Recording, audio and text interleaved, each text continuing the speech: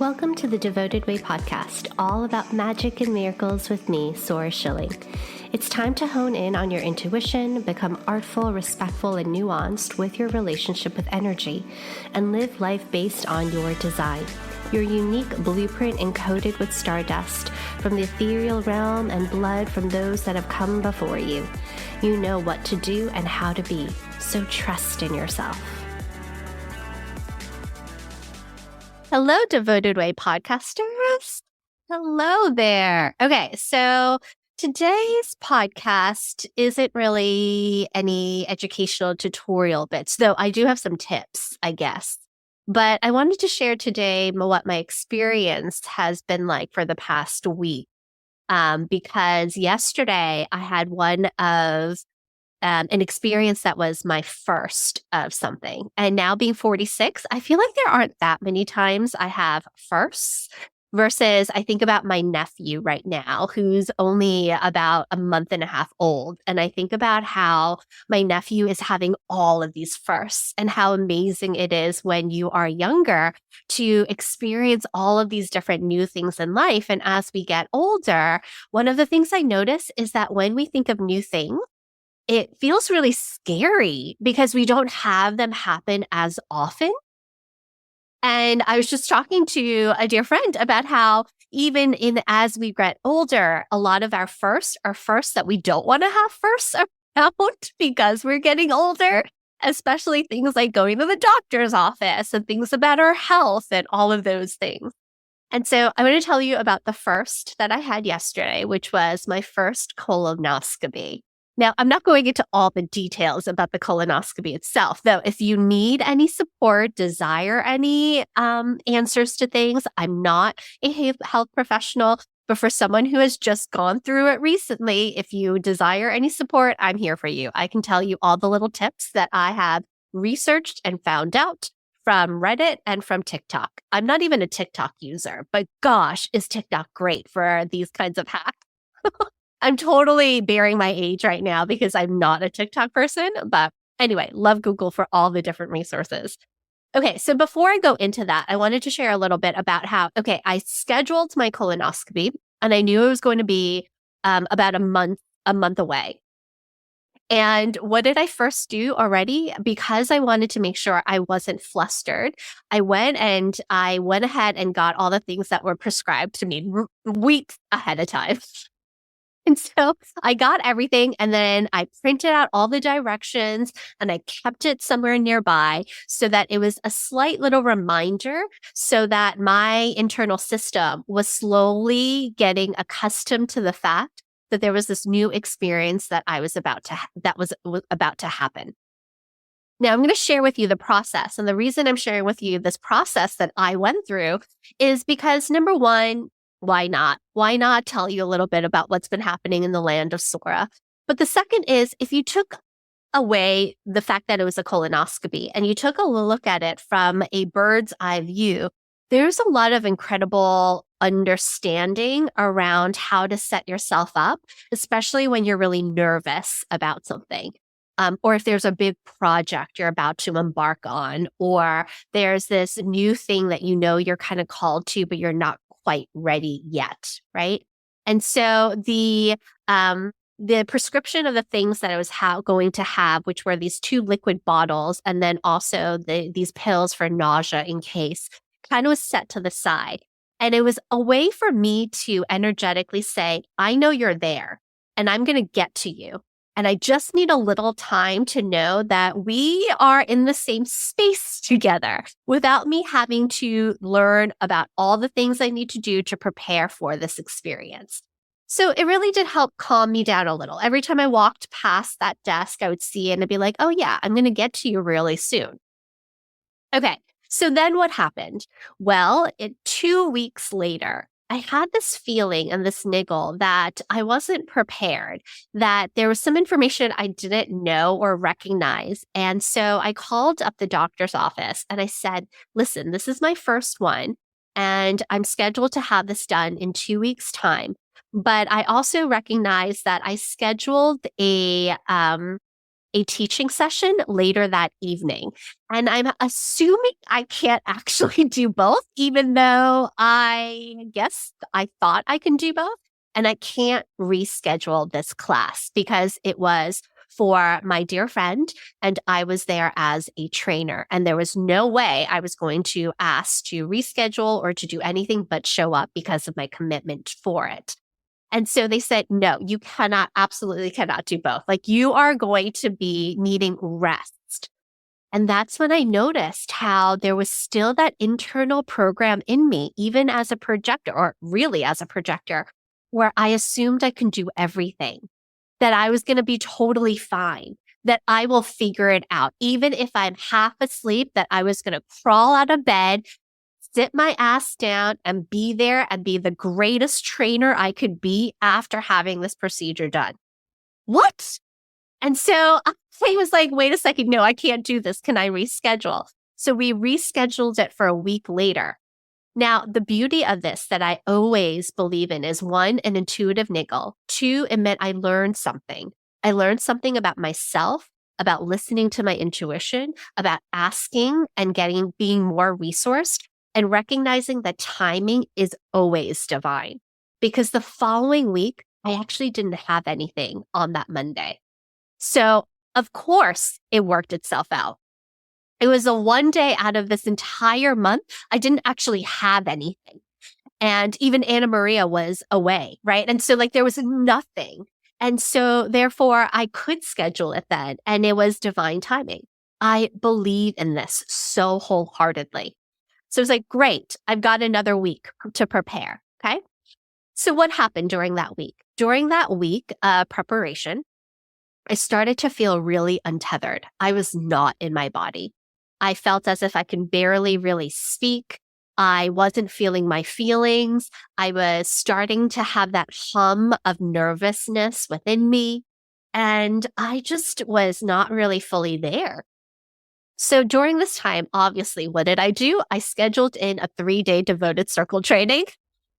Obviously, I was going to meet hundreds of folks that did not know me, that came through from Facebook ads, and they were like, hi, I don't know who you are, and I'm here to listen and to learn from you. And I'm half here, half not, totally untethered. And it was a really wonderful time period because in this, I started to feel really nervous. And so therefore, the next step for me is when I start really feeling the feels. In between that, I'm half here, half there. That's okay, right? I'm totally fine with it. I get that that's going to happen. I'm out of my body. So as things get closer, I'm now starting to go in my body, and I'm starting to really recognize my emotional and physical state while also holding space. And I know I can do both. And so I'm there, I'm delivering. I'm also throughout the time sharing stories, and I'm sharing usually stories that are very up in front for me. And so I share with them that I'm going through this first, which is a colonoscopy, and that there are nerves in there. And in that, I was teaching about through lines, about what is the thing that you are currently being initiated into, and can you get to a deeper level of understanding around why that is an emotional stretch or is feeling really uncomfortable. And so I said, okay, so from a top level coat, I could say, I'm really nervous because this is the first time I'm having this procedure. I don't know much, and it feels like a big deal because it's called colonoscopy, right? So there's that. Well, if I go a little further inward, what is this really about? What about the first? And is it really about the first that's making me nervous? What's actually happening? And so I can go further and further in, and I was talking this out with them, and I noticed that truly if I can break down the fears, one of the biggest fears I was having was the fact that I was going to have an IV placed in, and I don't do well with needles, right? So I'm like, okay, so there's one little part of this equation that I'm afraid of. Then I thought, well, why? Why am I afraid of this new first with an IV?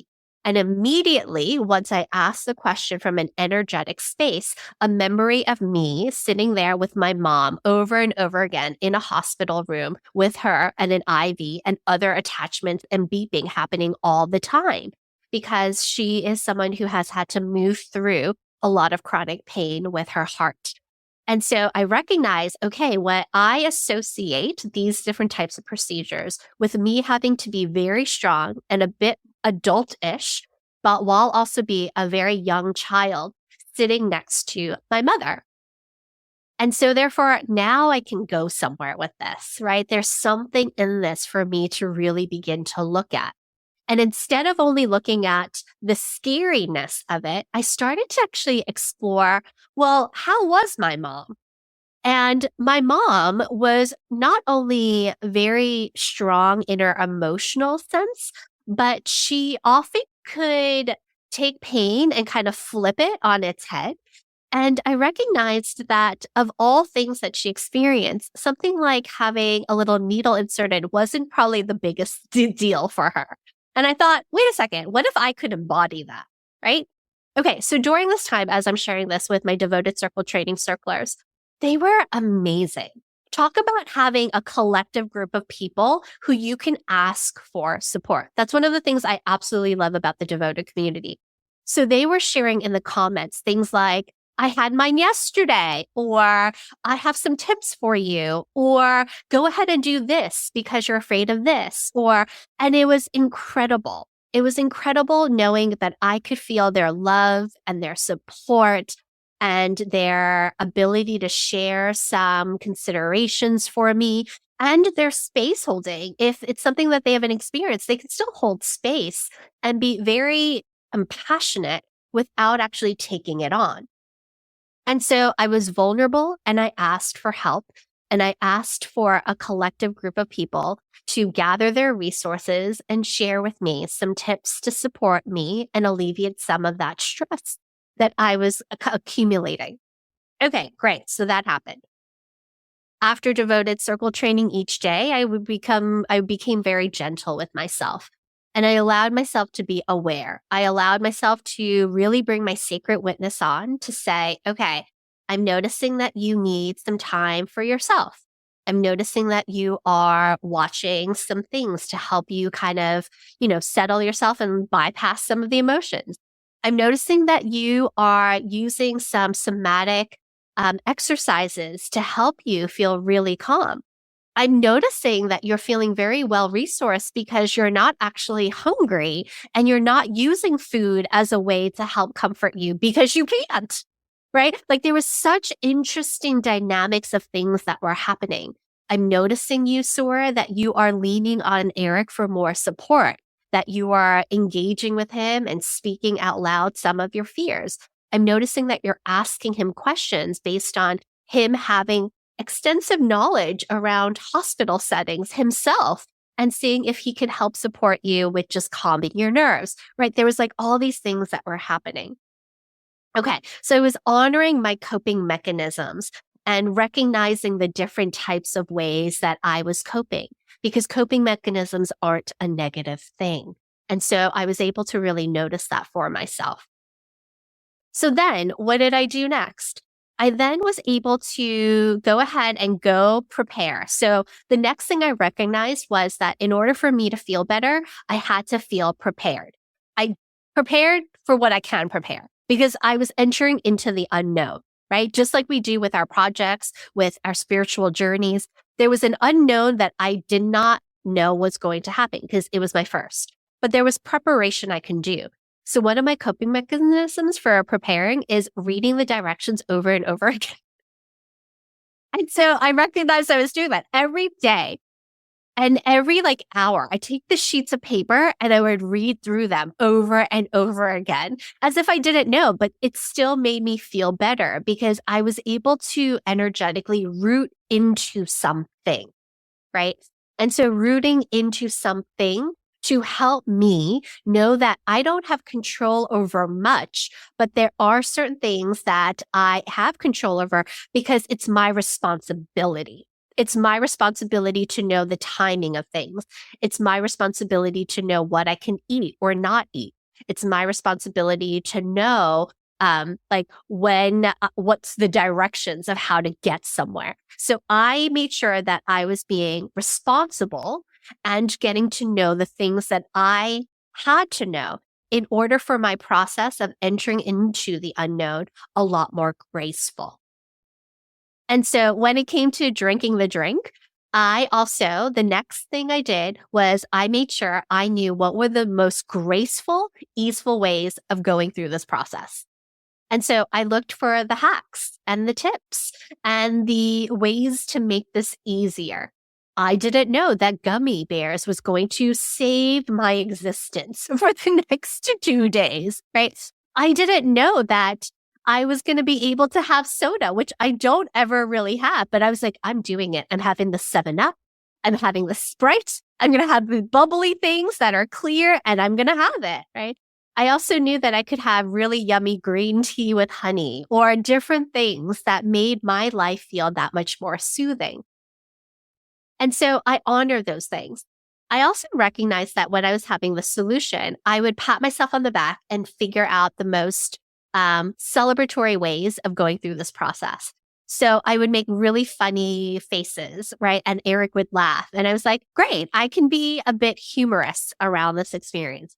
I also recognized and sent lots of gratitude to my mother because since a very early age, I was pretty much forced to have Chinese medicine. And so I actually know how to drink really yucky things. And so I'm like, thank you, mother. Even though I hated it, look at me now being able to drink all the different drinks, even if they are utterly gross, right? And then recognizing, okay, actually, after a while, this isn't that bad. As long as everything is really cold, it's not bad. And so I was in this positive mood. And so there was a shift in mindset and a shift in energetic space of going from this is so gross and I can't wait for this to end to how can I make this a bit funny? How can I enjoy and be filled with gratitude? And how can I shift to recognizing, okay, it's not bad. Let me experiment and try different things like stick a gummy bear in my mouth, drink quickly, and then suck the gummy bear and chew, right? Like, so there are just these different processes and protocols I was experimenting with. And I was having a whole load of fun doing it. So tap into that. All right. So then I get to the hospital and I'm by myself in the little area as they do the prep. So as they do the prep, the first thing I do is I let everyone know that I'm nervous and this is my first time doing it. Everyone, and I smile and I'm like nervous, but I'm also in the space of nervous, excited. And so everyone kind of relaxes into it in the field. And I was with the most supportive people. That's the other thing. I always put in the prayer field that I'm with most supportive people in a hospital setting. And I have the most amazing folks who enter in. And so therefore, that's one thing I definitely always do in the prayer field. Okay. So they go ahead and they do all the prep work for me. They put the IV in and it's not bad. I'm like, okay, I can do this. And I keep asking, can you just tell me it's okay? And they're like, it's going to be okay. You can move your hand. It's going to be okay. And so what do I do next to make sure that my mind is focused not on the IV? Because of course there is a wait and a line. And so I can't actually go in immediately. So here's the tip that I have for you. When things feel really, really crunchy, you're tapped into not wanting to focus on the fear. I tapped into love and love for something or someone that is beyond myself. And so how did I do this? I immediately texted my soon-to-be sister-in-law. And I said, can you share pics of my baby dragon? And share pics of all of you. I would love to just see how he's growing. What are some new things? And she immediately responded and sent a slew of pictures. And I laid there just beaming with love. I'm about to cry. It was so beautiful. I did not even consider my IV at that point in time. I was so consumed with so much love as an auntie around this incredible baby and human being. And then these photos of my brother laying down on the couch with this tiny little one on his chest. And then me remembering that we're 7 years apart and that used to be me. I would be laying on the couch with him on my chest. And it was just so delightful. And I was just filled with love. And I was focused on something that was not myself, right? And so it made that experience that much more beautiful and tender. And I was so open with them. And so I know that my sister-in-law was texting back being like, you're going to do great. And here's some information and here's a story, and just kind of entertaining me all at the same time.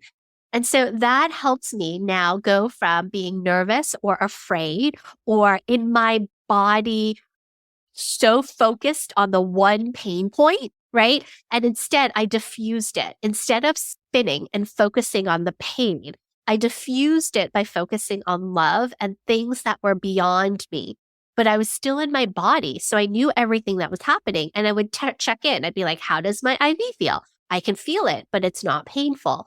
So I can be in my body, but also be in a state of so much love and expansion that it wasn't painful because I wasn't telling my brain that it was painful, right? And so that happened. And then I was like, okay, we're ready to go. So they were rolling me in the bed. And I was like, oh my gosh, this is the first. It's the first time I'm being rolled in a bed. I was like, that's kind of cool. And so I enter into what's the room. I mean, it's not an operating room, but it kind of has a little bit of that vibe. And I'm like, oh my gosh, it's the first time I'm in this kind of room, right? And so I'm moving into a place of, I know it's a little strange, but excitement. So they told me to lay out to my side, and my anesthesiologist was like, okay, are you ready? I'm about to go ahead and put into your IV, your anesthesia. And I looked at her and go, can I tell you, I am so excited. This is all new and I'm really excited. This is kind of cool. And then I was out. I was totally out. And so when I came to, I heard that I came into them rolling me already into the area for Eric to come. And I came about and I was in such utter delight. And that's one thing I do know about the anesthesia. I am one of those patients where everyone starts coming around and they're laughing. I don't even think I'm funny, but after anesthesia, I am funny. And so I'm sitting there, everyone's coming over, I'm chatting with everyone, and I'm having a great time. And I'm thanking them, and they're asking if I want something to drink. I'm like amazed that they're giving me something to drink. I'm so grateful, right? And so I noticed my sacred witness being like, look at you, you are a delight, right? I could also hone it on in if I wanted to and be back to my quote, more homeostasis self. But at the same time, I also was deeply delighted by being able to be free and allow myself to be in the space of being incredibly sweet and cute. And so I owned it. So that excitement really, really helped. And so what's the next thing? So in the unknown, can you enter in with excitement and pure wonder? Be in awe that this is a new thing that you're about to experience. Get curious about where you would go, right? The one thing I was curious about is because I've never had an IV kind of thing with anesthesia, I was wondering if I would just not remember anything. Well, what actually happened was I was dreaming. I don't remember my dream, but I remember it being really great. It was like a great dream and I was feeling really good. And when I entered out of it, I remember saying I was dreaming and I felt so amazing. And so I just went in with a question, which is, I wonder what would happen in the space. Will I be dreaming or will it be nothing?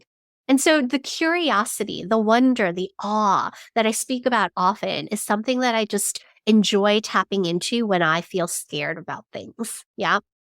So then the last thing, what did I do? I went in and got myself a really good meal. I mean, how about nourishing yourself, right? And so after going into the unknown, what if you allowed yourself to do something that's deeply nourishing?